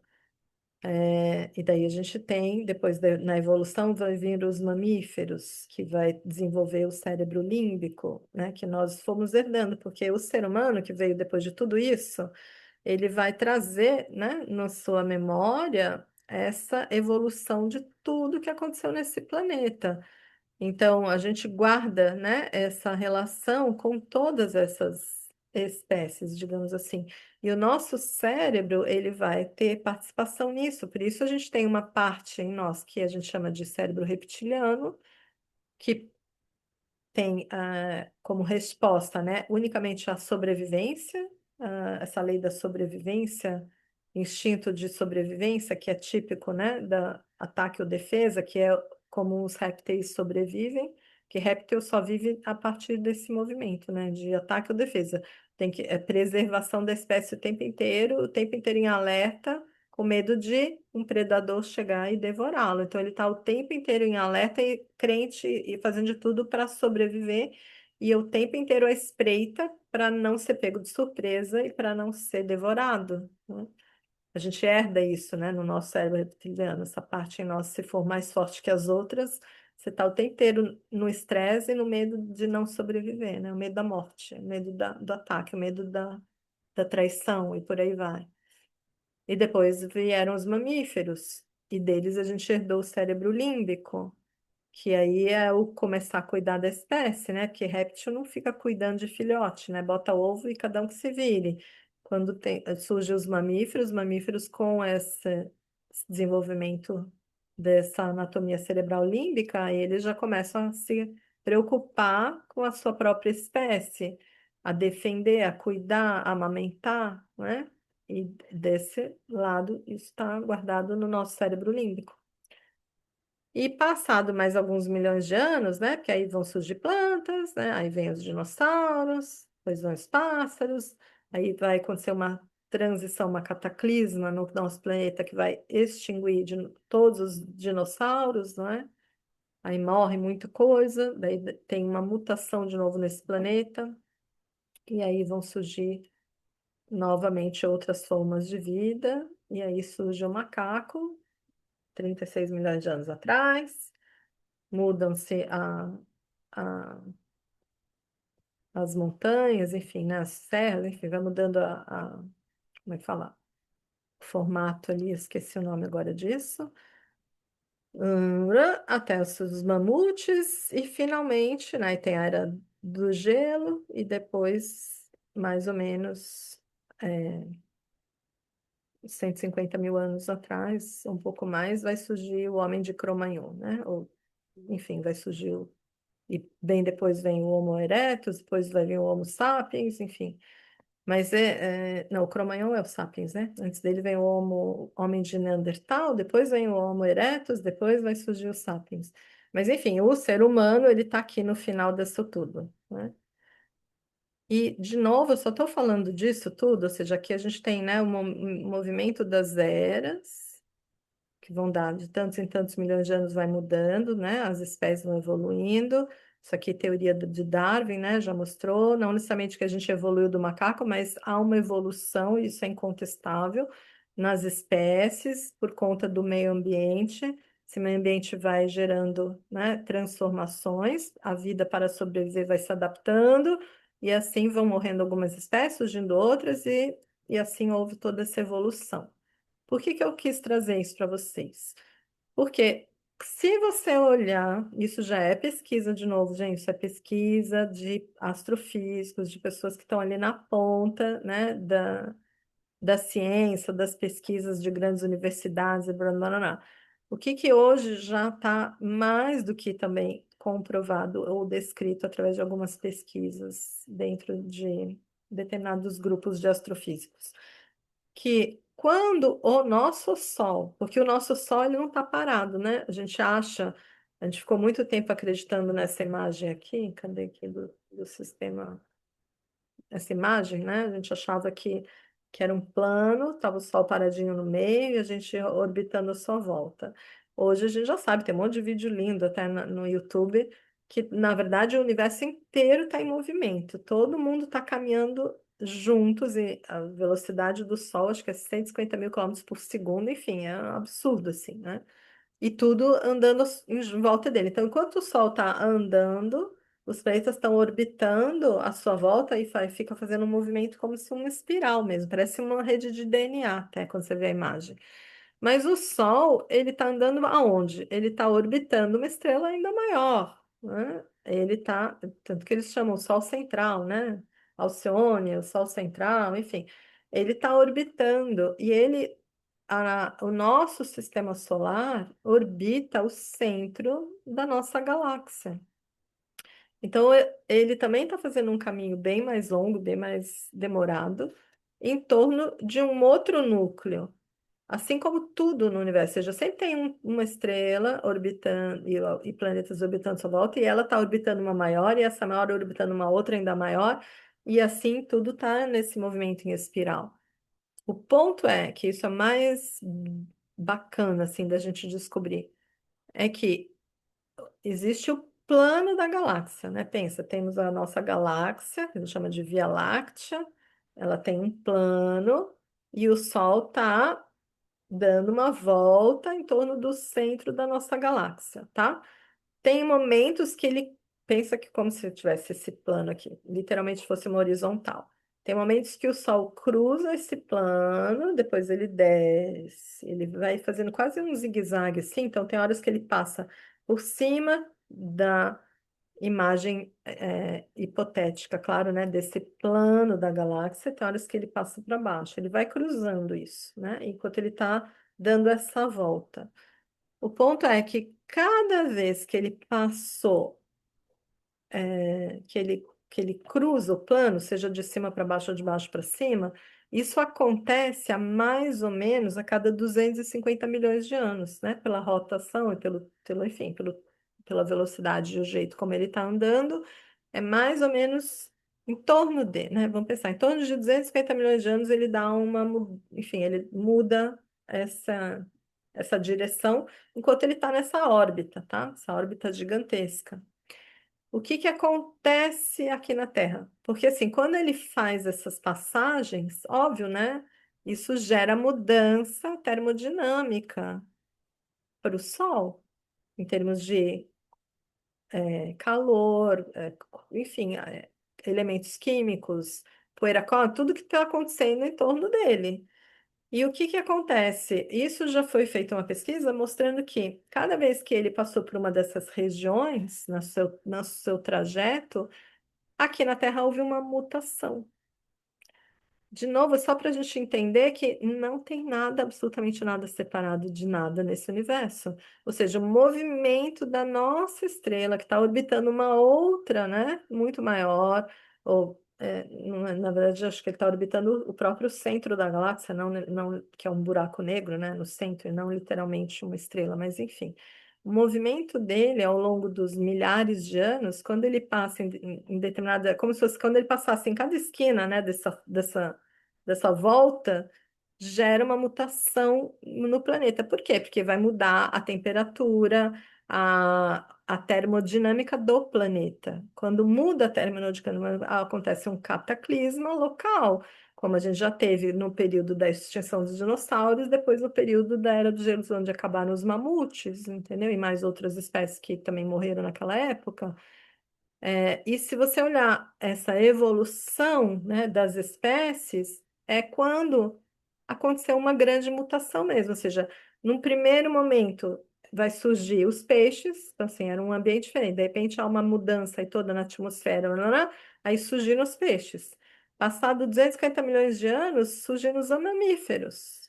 E passado 250 milhões de anos, surge o ser humano. É, é como se, só para mostrar que, na verdade, o movimento do universo o tempo inteiro gera mudança no nosso planeta. E nós respondemos a isso. E por isso que é difícil a gente falar de céu e comportamento, porque você tem que entender muitas camadas, né, de movimentos e nascimento, vida e morte no caminho para entender lá no fim da roda o porquê que isso vai gerar uma pessoa extrovertida ou introvertida, uma pessoa mais social ou mais introspectiva. Isso a gente vai entender bem melhor quando eu falar dos 4 elementos, tá? Fogo, terra, ar e água. Mas, em síntese, a gente tem que entender que a gente tem uma cinemática no céu, né? E isso a gente está imerso, quer a gente queira, quer não, ou seja, o tempo inteiro existem movimentos, né? No nosso sistema solar, enfim, no universo inteiro, mas nossa Terra está fazendo um movimento ao redor do Sol, né? Isso é inegável. Esse movimento em torno do Sol gera uma termodinâmica, porque é literalmente a relação da Terra com o Sol que vai gerar o que a gente vai chamar de primavera, verão, outono e inverno, que nos primórdios os antigos classificaram como quente, frio, seco e úmido. O período da umidade, o período do calor, o período da secura, o período do frio, que a gente poderia falar. A umidade é a primavera, o calor é o verão, a secura é o outono e o frio é o inverno, né? A gente chama de primavera, verão e inverno, mas os termos que a gente usa na base da astrologia, que os astrólogos gregos clássicos trouxeram para nós, é quente, frio, seco e úmido. Tudo na vida do universo inteiro, ou pelo menos na Terra, porque nós estamos com uma relação direta aqui com o Sol. A vida na Terra depende do Sol, e o Sol e a relação Terra-Sol gera calor e umidade. Ou é quente ou é frio, tem mais quente, menos frio, enfim, tem um termômetro, né, do quente para o frio, do mais quente para o mais frio, e tem umidade relativa do ar, mais seco ou mais úmido, mais água, menos água. é da relação dessas quatro forças, né? Que é da temperatura e da umidade relativa do ar, que a gente vai entender o comportamento humano. E por que que uma coisa gera outra? Ou seja, comportamento, ele é literalmente associado à termodinâmica. Por quê? É só você pensar. O que que acontece com um ser humano quando está vivendo num lugar que é quente? Se eu moro perto do Equador, eu vivo calor o ano inteiro, né? Então, o que está acontecendo com minha região? Se for muito no centro do Equador, perto do Equador, significa que você vai ver um deserto do Saara, às vezes, né? Porque é quente e seco. Quente e seco morre tudo, não tem nem vida. Então, o legal é morar nas zonas tropicais, não é assim? O que que é o clima tropical? É uma região quente e úmida. O que que é uma região quente e úmida? Uma região que tem diversidade de cor e de vida. Vai olhar uma floresta tropical. Vai olhar a quantidade de bicho que tem numa floresta tropical, a quantidade de cor que você encontra na natureza dentro do ambiente tropical, que a gente vai chamar isso de ar, né, na astrologia, que é diversidade, cor, movimento, vida acontecendo para tudo quanto é lugar, tudo quanto é lado. É proliferação da vida. Um ambiente quente e úmido, é só você pensar quando você tem, né, uma comida, por exemplo, se você deixar ela no ambiente quente e úmido, vai mofar e vai proliferar um monte de bichinho ali, né? Porque é facinho proliferar a vida, mesmo que seja de um monte de bactéria e de qualquer monstrinho, quando tem calor e umidade. Agora, vai morar numa região que é fria, né? Que é inverno quase que o ano inteiro. O que que acontece no inverno? No inverno a gente tem o frio, né? Frio e úmido. A gente vai morar lá, faz neve, neva, né? Então é a umidade com a frieza. Isso a gente chama de água. Mas o que que gera um comportamento numa pessoa que ela passasse, imagina, o ano inteiro diante de um lugar que é, imagina o pessoal lá do Alasca, né, que mora ali em iglu, que o ano inteiro está no gelo. O comportamento da pessoa não vai ser efusivo, a pessoa não vai ficar brincando, tirando a roupa e se exibindo, né? Você vai ficar se exibindo, vou botar um biquíni e vou me exibir aqui no meio do gelo. Não, as pessoas vão se recolher, elas vão se contrair, elas querem se aquecer, óbvio, elas podem até querer se aproximar umas das outras para ficar tudo quentinho, mas o comportamento é introspectivo, é para dentro, não é para fora. Então veja como o comportamento ele está inteiramente associado às qualidades termodinâmicas da natureza. É, e é o fato de a gente ter nascido em determinada situação celeste que nos gera determinado comportamento, porque nós respondemos a essa natureza mais quente, mais fria, mais seca ou mais úmida. Quando é seco, tudo racha, a gente se separa. Quando é úmido, dá amálgama, a gente vincula mais fácil. Tudo isso é informação que consta no nosso mapa, né? Mas só para vocês entenderem de onde vem. Que é uma pessoa que é muito terra, ela é fria e seca e dura e rígida. O que que uma pessoa do ar é chamado de sociável, comunicativo? Porque esse tipo de elemento está associado a essas qualidades primárias que a gente chama quente e úmido. E uma pessoa que tem muito disso no seu nascimento, ou seja, eu nasci num ambiente onde tudo à minha volta estava estimulado para a comunicação, porque é isso que o calor e a umidade gera, movimento, dispersão, flexibilidade.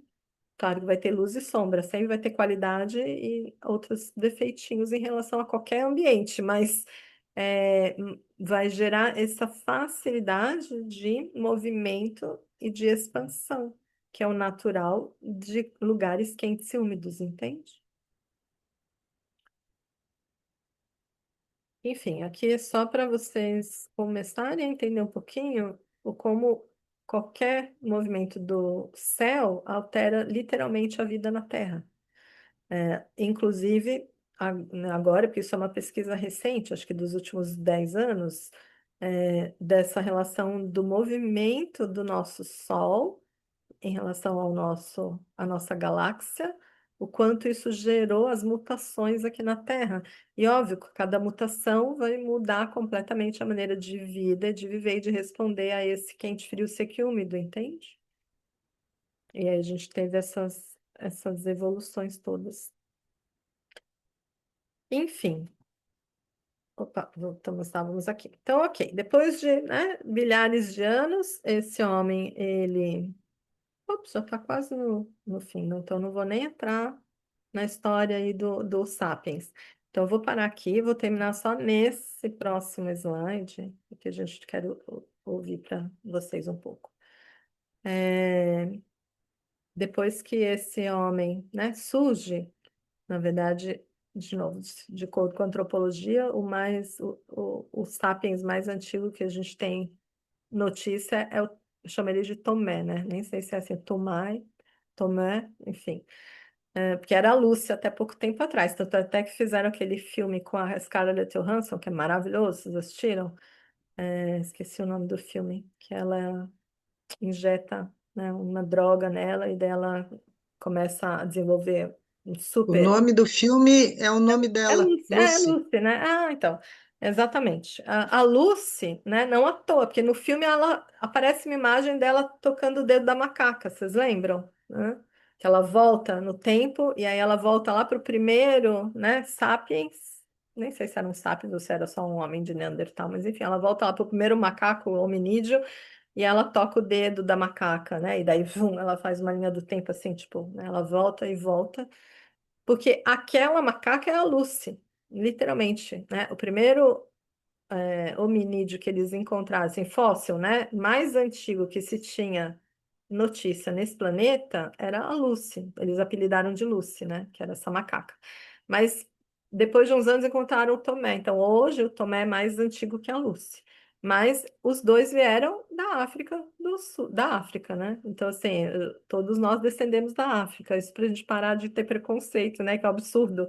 Como o ser humano tem preconceito com as espécies, mas todo mundo descende do macaco, né? E todo mundo descende de um africano, que é mais ridículo ainda quando a gente pensa no quanto as pessoas são discriminativas.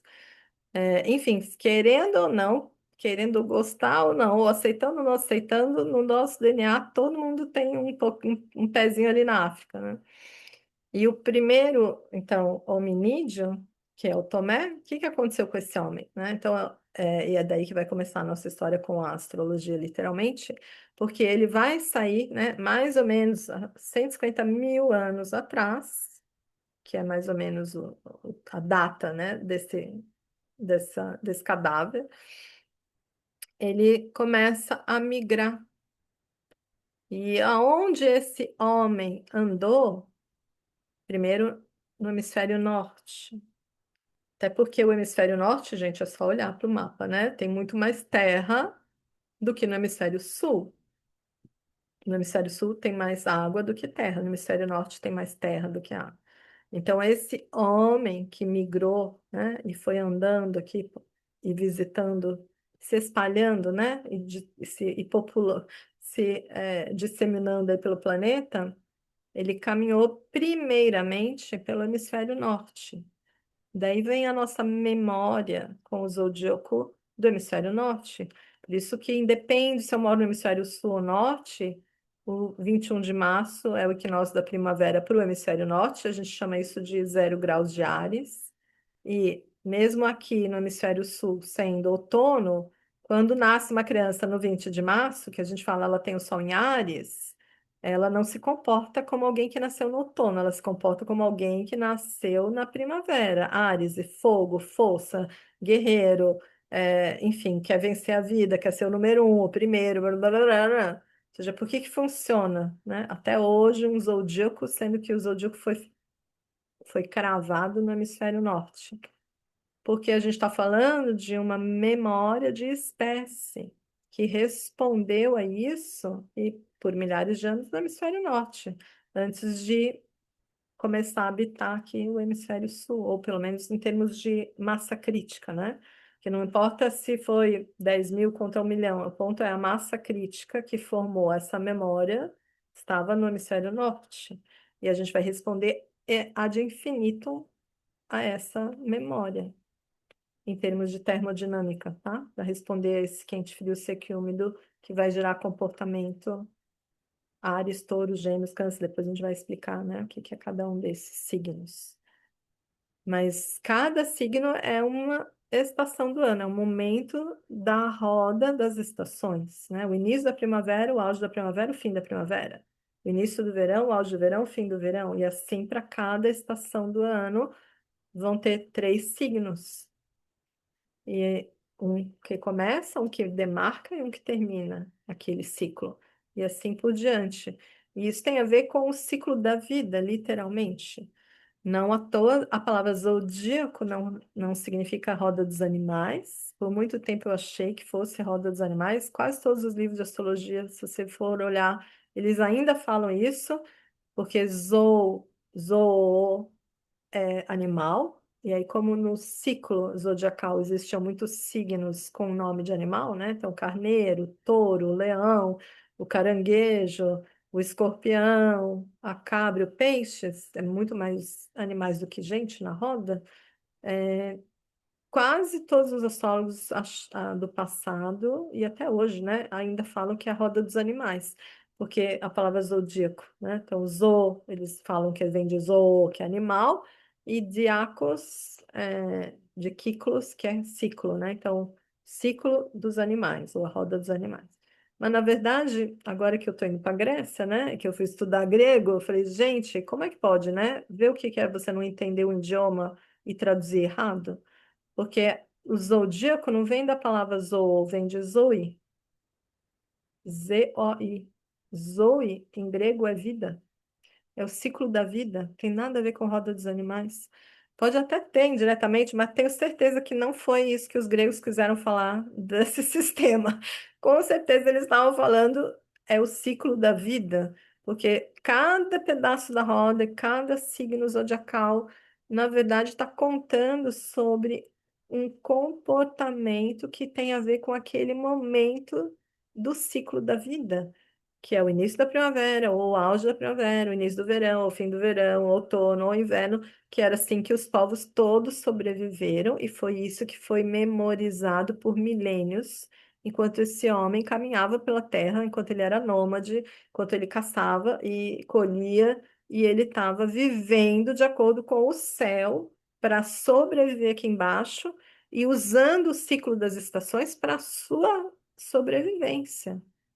E disso tudo que vai se desenvolver a astrologia, que surge no início como agricultural, era literalmente para sobreviver mesmo.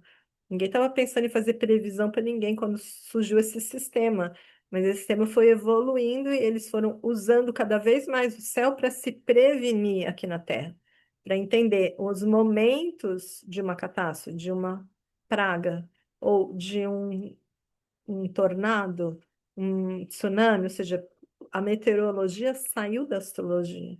Deixa eu entender esse céu para prevenir grandes catástrofes, para eu não estar aqui e ser pega de surpresa por um tornado, ou para eu sobreviver a um tsunami. Enfim, né? E aí vai ter enfim, muitos séculos, né, de evolução disso até se aprimorar, até chegar no momento de fazer previsão para alguém. Ou seja, olhar o céu para entender o que que o futuro, né, assim, a predisposição desse caminho, assim, se eu continuar seguindo nessa direção. Mas até chegar nisso, né, por muito tempo, foi olhando o céu, buscando, claro, tem muitas outras coisas mais que eu ainda vou falar para vocês, mas na base, no início, era olhando o céu para saber se locomover e se localizar no tempo e no espaço e usar essa relação com céu e terra, ou com as estações do ano, contando o tempo, que ele usava o céu para contar o tempo, né? Para sua sobrevivência, sobrevivência enquanto espécie, né? E isso foi gerando essa memorização do que a gente vai chamar de Áries, Touro, Gêmeos, Câncer, etc. Muito bem. Não vou seguir, porque agora a gente teria que entrar numa coisa que vai ser muito longa, então eu não vou parar no meio do caminho, vou aproveitar que esse capítulo aqui ficou relativamente encerrado, para dar uma pausa aqui. E tirar dúvidas, né? Perguntar se tem alguma dúvida, alguma pergunta. Opa, chegou mais uma, Cássia aqui. Bem-vinda. Perguntas, Maurício, Sil. Nossa, é tanto assunto que, olha, eu vou dizer, até a gente formular uma pergunta, é que, na realidade, as dúvidas vão aparecendo, né, Dani? É tanta coisa interessante. Naquele teu último slide, esse agora, tu colocou bem perto do aparecimento ali do que seria o ser humano, já umas pirâmides. E essas seriam as mais antigas, que está ali do lado daquela foto, Na de verdade, 150. eu até esqueci de mencionar, né? Vou até botar de novo essa imagem, porque essa imagem é super linda. Para a gente entender que. Porque a gente só falam de Stonehenge, por exemplo, né? Todo mundo, porque ficou a mais famosa. Mas, na Sim. verdade, esse homem arcaico, né? Aonde ele se estabeleceu, ele construiu ou um círculo de pedras ou um zigurate. Então, a gente tem, por exemplo, Saqqara do Egito, né? Que é considerada a pirâmide mais antiga do mundo, pirâmide Uhum. escalonada. Depois você vai ter outras que vieram depois dela, né? Então, aqui na Mesopotâmia, a gente tem aqui Machu Picchu, tem todo, né? Toda a América tem pirâmides escalonadas. Tipo, no México você vai ver, né? Na Guatemala você tem no Peru, blá, blá, blá, blá. Até na Bolívia, né? Você tem resquício de pirâmide escalonada. No Irã, você tem Chogazan. Esses aqui são os mais antigos, tá? Do mundo. Então, por exemplo, Oya, no Japão, tem círculo de pedra, mais antigo que Stonehenge. Aqui você tem no Tenerife, você tem pirâmide escalonada. Gente, sabe o que é isso? Ilhas Canárias. Cromelech dos Almendres, em Portugal, tem círculo de pedra. Ninguém fala desse lugar, todo mundo só vai querer conhecer Stonehenge, né? Stonehenge fez uma boa propaganda, mas não é o mais antigo do mundo. E tem como, ou tão antigo ou mais antigo que Stonehenge, tem outros. Mas, tipo, hoje em dia, o sítio arqueológico mais antigo que diz, né, como Círculo de Pedras, com com a intenção, né? Ou seja, um círculo de pedras era sempre um sítio arqueastronômico. Eles botavam os menires, ou, enfim, esqueci o nome agora que eles davam para isso, além de menir, mas enfim, os menires de forma circular e de uma forma que quando o sol nascesse no equinócio da primavera, a incidência de luz batesse em um lugar bem específico, que é só naquele dia do ano que o sol, a frecha de luz, né, que o sol se alinharia com essa fresta, por exemplo. Então, dependendo da época do ano, marcaria a entrada do sol em uma dos portais, aí você saberia se era primavera, se era verão, se era outono, se era inverno, e isso também para eclipse, para milhares, né? Era um relógio sol e lunar, né? Que eles faziam no passado. Göbekli Tepe é o mais antigo que se tem notícia até hoje. Então, assim, encontrar isso não tem muitos anos, acho que 10 anos no máximo, enfim, na Turquia. E aí escavaram, encontraram essa, né? Enfim, hoje tem uma baita escavação ali para encontrar mais informações, mas hoje já se sabe que dos círculos de pedra, esse aqui na Turquia é o mais antigo. O que reforça a gente falar dessa astrologia que surgiu na região da Mesopotâmia, né? E da Mesopotâmia que foi migrando para outras regiões do mundo. Por enquanto, até o fato de ter encontrado o Göbekli Tepe aqui, que é bem no sul da Turquia, reforça como a Mesopotâmia como o início, né? Desse estudo de céu e terra e de querer entender o céu para se locomover ou para sobreviver aqui na Terra. Mas sim, todos esses são lugares arcaicos, né? E cada um, por exemplo, aqui é 2113 a.C., já tinha essa construção ali, que é o Templo da Lua em Ur, né? Ur era uma das cidades bem importantes na Mesopotâmia, que hoje a gente chama de Iraque, né? Assim como aqui é na Turquia, esse aqui, Zambil, é no Irã, aqui é Japão, né? aqui Bolívia, mas enfim, tem N outras que eu também vou mostrar para vocês nas próximas aulas. Mas sim, esse homem arcaico, ele sempre fez isso, porque ele precisava contar o tempo e ele precisava saber sobreviver em relação às estações. Então, ele usou esses círculos de pedra também para isso.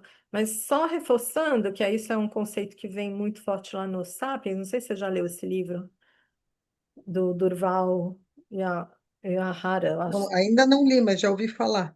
Nossa, esse livro, gente, leiam, porque esse livro merece, né?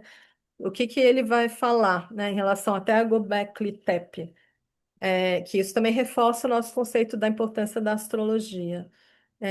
Porque até a pesquisa dele, não sei se ele é o primeiro a falar isso, mas eu tenho quase certeza que ele foi o primeiro a trazer isso, tá? Que eu estou falando agora, que está no livro dele, mas agora eu realmente não lembro se foi ele ou se ele pegou já e já explicando a teoria de outra pessoa, que eu não decoro nunca nomes e datas, assim. Nunca sei quem é que falou o quê. Eu sei, eu leio, sei a história, mas nunca sei quem é que falou. É péssimo isso. Mas, de toda maneira, o que que ele traz no livro, né? Que até pouco tempo atrás, sempre acreditaram que os templos surgiram depois do período agricultural, ou seja, o homem desenvolvia a terra, plantava para sua sobrevivência, se organizava enquanto tribo, enfim, né? As pessoas ficavam juntos para sobreviver, e a partir dessa organização social surge a importância da religião, ou seja, né? Tem que cultuar alguma coisa e vai construir um templo. Isso o que a história nos contou até agora, entendeu? Ou seja, há milênios que sempre a história vai falar isso, né? Que o templo veio depois. E Congo Black Tap, ele, não sei se foi ele mesmo, mas eu tenho quase certeza que foi ele, né? Que é um livro meio tese científica, assim, dele. Provou que é o oposto, né? Isso foi uma baita descoberta, assim, antropológica. Porque o que que ele vai falar? Ele vai falar assim, não, é o oposto. Por quê? Se você olhar para todos esses zigurates que eu mostrei e para esses lugares onde foram construídos círculos de pedra, pensando na época em que eles eram construídos, quando eles foram construídos, não era um lugar ermo, em primeiro lugar. É um lugar, em geral, árido. Um lugar, na maior parte das vezes, longe da água, ou pelo menos de grandes quantidades de água. Por quê? Porque quando eles construíam, principalmente os zigurates, né? Os zigurates sempre foram observatórios astronômicos. É, se eu estou olhando o céu, ou usando o céu para sobreviver, né? Saber quando é que o Sol, a Lua está passando em determinada região do céu para poder saber se vai ter uma tempestade ou isso ou aquilo, eu preciso de um céu limpo, concorda? Então, Uhum. em geral, são regiões áridas, porque não vai ter muita nuvem, porque em lugar que tem muita água vai ter sempre nuvem no céu, daí você não tem um céu limpo para observar. Então, a maior parte dos grandes observatórios astronômicos estavam em lugares que você tem um céu limpo. Não é à toa que hoje o maior observatório astronômico é no Chile, que você está ali, né, bate no meio do deserto, entendeu? Então, o homem arcaico, ele também tinha essa noção, né? Se eu quero observar o céu, não pode ser num lugar que tenha nuvem. Então, sempre eram lugares áridos. E quando você olha o tamanho das construções, não é com 10 neguinhos que você constrói aquilo. Então, em geral, são milhares de pessoas para construir um templo. Ou sejam os zigurates, sejam, sei lá, que templo for, né? E num período onde você ainda não tinha guindaste, né? Não tinha escavadeira, é tudo à mão, concorda? E aí ele fala, não se constrói em um ano, em geral são 10, 20 anos, às vezes mais até, para construir essas obras. Quem é que consegue juntar 20 mil neguinhos por 20 anos seguidos só porque é escravo? Porque também falava, eram escravos, então eles eram construídos as pirâmides que eram escravos. A gente já sabe que quem construiu as pirâmides não era escravo. Naquele período do Egito não tinha escravos, entendeu? Depois ele escraviza os hebreus, mas na construção das pirâmides não são escravos que fazem esse tipo de construção dessas obras por tanto tempo. Então, assim, estudando antropologicamente, o cara fala, as pessoas que ficam tanto tempo fazendo a mesma coisa, elas só fazem, só ficam porque elas têm um ideal. Se não fosse um ideal muito forte, isso não prevaleceria, porque você não convence um escravo a pão e água a ficar 20 anos fazendo a mesma coisa, entendeu? Então, aí, enfim, só para resumir, né? Porque óbvio que é um livro, né? Mas assim, em síntese, ele vai falar: tinha uma convicção muito forte, tinha uma religião, ou seja, tinha um ideal espiritual muito forte que convence essas pessoas que vale a pena esse esforço. Porque por dinheiro, por um pão ou por uma migalha de uma moeda, ninguém fica, entende? Então, Uhum. com certeza era um anseio espiritual da construção que faz as pessoas ficarem. E para elas permanecerem e conseguirem construir num lugar que é árido, eu vou ter que alimentar. Como que eu vou alimentar se não tem nada aqui na região? E daí surge a agricultura, ou seja, eles começam a plantar trigo para dar pão para sustentar o construtor do templo, porque eles não teriam como ficar tanto tempo construindo sem ter como comer. Então, a agricultura ela veio depois da religião, entende? Isso é uma baita Interessante. mudança de consciência assim, É. do porquê, né, que esses lugares eram construídos e qual a razão que fez tudo, porque Uhum. aí tudo vai se desenvolver em volta do templo, e não o templo surge Uhum. depois que tudo se desenvolveu, entende? Uhum. Sim. E se você olhar esses lugares, ou seja, esses templos mais arcaicos que a gente tem aqui nesse planeta, todos foram observatórios astronômicos, né? Então a gente daí começa de novo, reforça o quanto que a astrologia, a astronomia, que até o século XVII elas eram juntas, né? Foram a ciência mãe da humanidade, e foi a partir desse conhecimento que todo o resto se desenvolve, entende? E esse homem, porque era sempre um sacerdote, né? Quem eram esses homens que observavam o céu para poder instruir a Uhum. população? Em geral, assim que a gente chama de vai ser a casta sacerdotal, né? Então, a casta sacerdotal foi sempre a quem teve a erudição em todos os períodos históricos, era a casta mais instruída, não é à toa que as universidades todas surgem dentro das catedrais na Europa, né? Quem bancou as escolas, né? Tanto no começo nem chamava universidade, eram as escolas das catedrais. Então, as igrejas tinham escolas e depois essas escolas se transformam em universidades, né? Sempre eles foram o patrono, né? Por quê? Porque era a classe erudita. Você quer ser um erudito, você tem que estar dentro da catedral. Ou seja, a casta sacerdotal sempre foi quem mais teve conhecimento e com isso poder para orientar e dominar todos os períodos históricos, né? Porque se você olhar em cada período teve alguma É. instituição religiosa por detrás É. da direção política, né? É. Porque é eles que têm poder, porque conhecimento é poder, né? E quem sempre teve o É. conhecimento disso tudo foram os sacerdotes, né?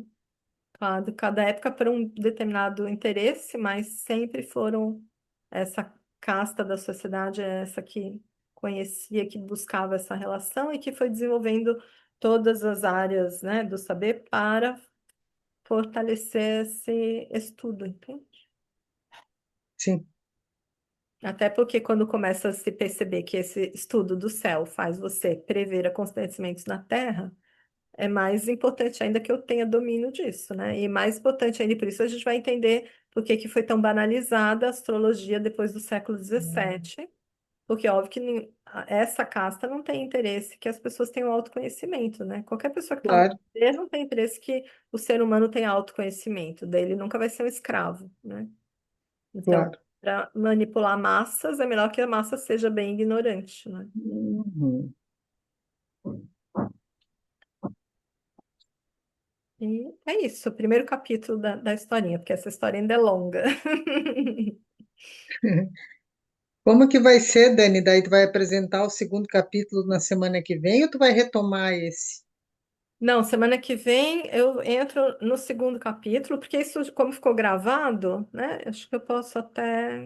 Acho que eu vou até tirar. Vocês querem que eu ainda grave algumas perguntas ou paramos a gravação aqui? O que que é melhor para vocês? Acho que eu vou parar, Por né? mim tá bem já.